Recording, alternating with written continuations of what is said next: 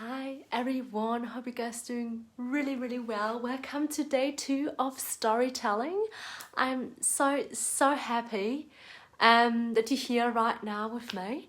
And yes, so let's start. Yesterday I talked about doing the impossible things and making the impossible possible. And yeah, and today I really want to talk about the things that you want to have in your life. So you have to be ready to do the things that others will never do, to have the things that others will never have. And this sentence followed me through my whole life, really. This sentence really did something with me, because I realized that I was always doing the things that others actually never do. I was always kind of an outsider, even at school. I was a really serious kid, and you wouldn't actually believe that. If people know me, they think I'm like the happiest person ever. And I am super happy, but I felt that in my high school years, I didn't really fully I wasn't really super happy, to be honest, and I didn't like high school at all. I hated it. And yes, so hi everyone who's watching live here. Leave me a comment down below to let me know who's watching here right now with me. And yes, so that's day 2 of storytelling today. So anyway, so at high school was a really serious kid, didn't talk much at all. I was so different. I was totally different. And I think back then I was not really sure who I was. I was a really sensitive person, highly sensitive, and I adapted myself to my environment. And I remember when when I was about 13 or so, I totally changed. I changed my life completely. So before that, I didn't have really many friends at school at all. I was really serious, wasn't really going out at all. I was living at my dad's place. So we had to move to my dad's because my mom couldn't look after us anymore. And so I was living at my dad's, was at high school, didn't have any friends.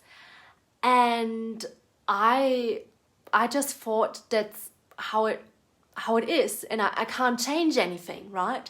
I always thought that I can't change my situation and that I'm a victim of my situation. I'm the victim of my life, and that life happening is to me. So, but then there was always an inner knowing inside of me, always an inner calling. And I always knew that there's something bigger for me, that there's something happening for me actually.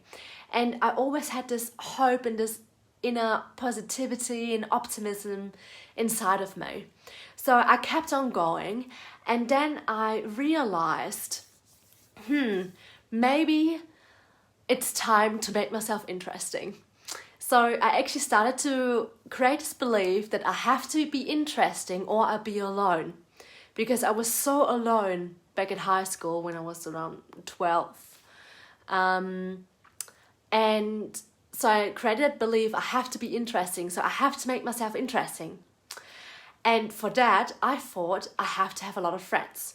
So that was my end goal, let's say.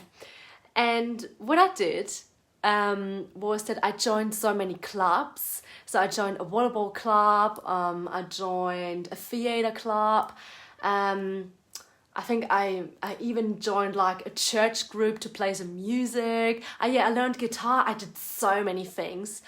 So I'm a big action taker, for those who know me, and I go and get the thing that I want to do, and I do it no matter what. And even, with the age of 13, I was thinking outside of my box, so I was stepping out of my comfort zone because I wanted to have the thing. I wanted to have the friends. basically. And I wanted to have more joy in my life. I wanted to be more connected. So yeah, I joined all these clubs. I went to volleyball. I made lots of friends. I made so much friends outside of school. So in my school class, I didn't had many friends. I think I had 2 or so. But outside of my school, oh my god, I had so many. And I think almost every day I was busy, I was doing stuff with people, and I got to the point where it was actually too much for me. It was too overwhelming and too much to handle for me. So I actually decided that I need a lot of time by myself. And that was such a good insight for me back then, because I was really young, and I always thought that, that society knows what's best for you. So I always thought, in order to be the successful, popular person, you have to have a lot of friends. So that's what I did. But then just to realize that is actually not the answer. And, oh, hi, Jonathan. Thanks for watching my live video. He's just next door in the living room, so that, yeah, it's quite funny. So anyway, where was I? Got out of my flow a bit here. Anyway, so I thought that's the answer, to have a lot of friends, to always, be busy, to make myself busy. And I made myself busy, I had a lot of friends, so I thought I'm interesting, I'm successful, I'm a great person. But yeah, with an early age on, I realized that's not the answer. And that I need to recharge, and I have to spend time by myself a lot. And then I think I decided from that moment on to do things differently, to do things like others would never do, to have the things that others will never have. Because what I decided then, I wanted to have freedom. I wanted to explore the world. So I had this big dream of traveling, and I talked with you a little bit about that yesterday, that I went to New Zealand, and I did this Europe tour, and then I became a flight attendant. So I actually fulfilled this dream. But the thing is, I really had to overcome of so many fears, because, back then I was super young, and all of my friends after high school, they went studying, or they did an apprenticeship, so they did something which kept them busy and which was in their eyes successful. But a lot of times we do things because other people think it's the best, or they think it's success. But the thing is, what I realized, that the answers lie within you. You can only know what success is for you. You can only know what you actually want in your life. So, back then I was so in tune with myself that, I didn't want to do anything what others did. I didn't want to be the mainstream person. So I actually didn't went to university. I always knew I wanted to explore the world. And I went to New Zealand with my best friend. And yes, so that exploded my whole mindset. And the funny thing is, after that, a lot of my friends, they said to me when I came back, they would have wished to go traveling after the high school, because they straight went into university, and they really missed traveling, or this feeling of freedom for a while. And I'm so grateful that I took the opportunity, I took the chance to travel and just to follow my instincts and my intuition. And, even when I came back to Germany, so many friends of mine, or even my family, asked, okay, are you going to study now? And to be honest, I just didn't felt like it. I just didn't felt like studying. I was not meant to study. And that was maybe also at first a hard thing for me to swallow or to realize, because, you know, a part of me always wanted to belong and to, you know, to be mainstream a little bit, because I thought that might be the answer. But I also knew that is just not my path, and life has actually something much, much bigger for me in store. And anyway, so you have to be ready to do the things that other people will never do, to have the things that others will never have. So if you want to do a world travel, if you want to have the freedom, if you want to have your own online business, if you want to be self-employed, want to work on your own terms, you have to be ready to do the things that others will never do. And this is so important, because a lot of times we just want to stay in our comfort zone, in our cozy corner, and we don't actually want to change.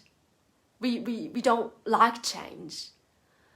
Humans just don't like change. They want to, you know, they want to keep doing the same thing over and over because it's their safety zone and everything is fine in that safety zone. But to grow as a person, to grow and to expand and to learn new things and to create the life of your dreams, you have to be ready to step out of the safety zone. You have to be ready to do other things.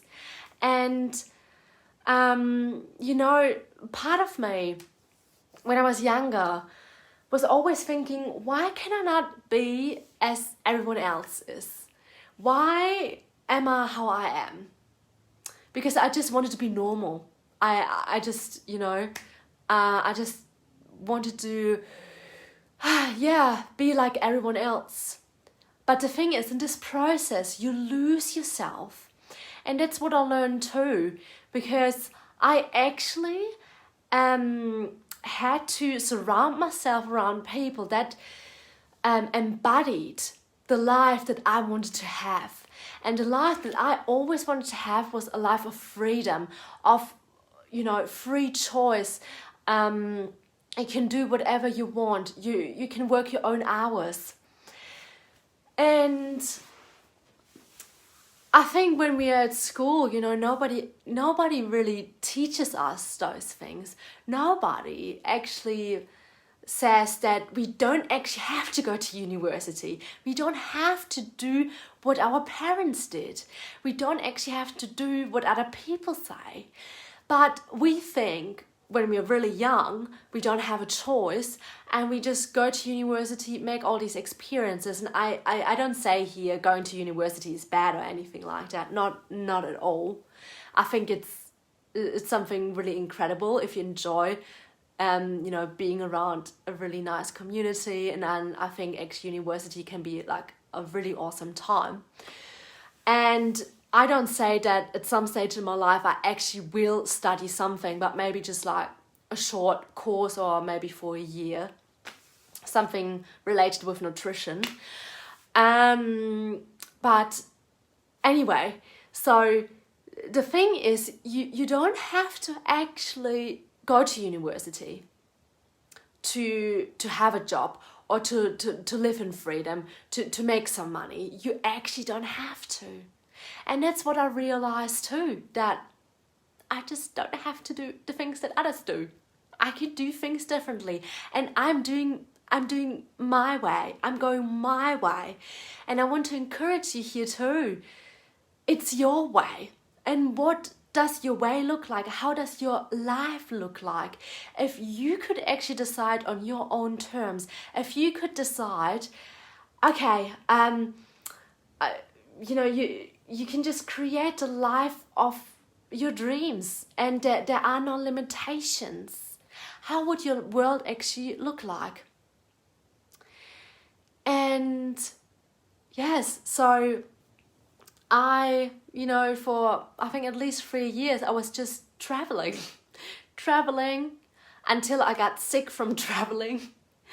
But, you know, all these experiences were life-changing for me, and I wouldn't be here right now in Australia if I wouldn't have went to New Zealand with 18. I wouldn't be the same person right now, sitting here in front of you, going live, having my own business, coaching women, giving healings, running workshops, teaching yoga. I created this life for me. And nobody else actually was saying to me, you should do it like that. I decided, I took responsibility. And I just did the things that others never will do. So I had to think out of my box and do the things that might seem really unlogical to other people, but that felt right to me back then.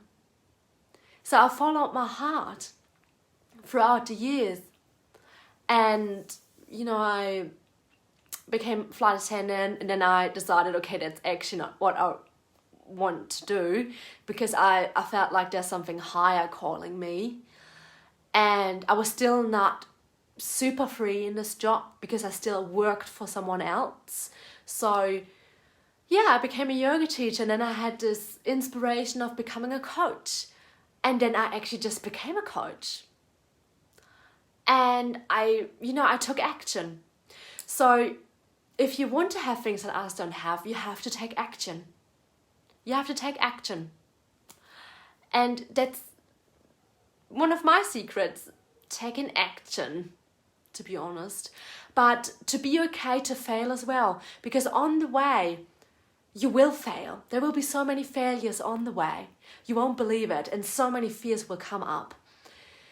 But they're all just coming up so you can process them, and you're becoming stronger and stronger and stronger, and you actually building this resilience. You're building this resilience, and nothing and nobody can touch you anymore. Anyway, that's my story for today. I hope it wasn't like too blah blah blah, or kind of too flowy. Anyway, thanks so much for watching.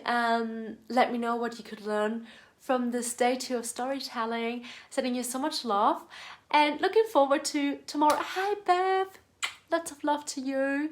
I'm just finishing my day 2 of storytelling, and yes, so I'm sending lots of love. I hope you guys are doing well, and seeing you tomorrow.